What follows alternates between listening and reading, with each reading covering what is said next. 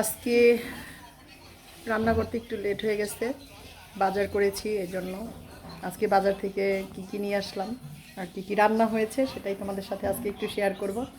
এইটা হচ্ছে ট্যাংরা মাছ, দেশি ট্যাংরা মাছ দিয়ে আলু সিম দিয়ে, তারপরে আমাদের মধ্যে ভেদা মাছ বলে এইটা। এখানে ডিম ভুনা করেছি। এটা শীতের সবজি, একদম সুন্দর করে ভাজি করা হয়েছে। এটা হচ্ছে সালাদ। এই আমার ছেলে খাচ্ছে, আমিও বসে পড়েছি খাওয়ার জন্য। আর শীতে একটু বেশি খাওয়া হয়, কারণ আমার মুখের উপর রোদ পড়ছে, একেবারে আমার মুখের সোজা।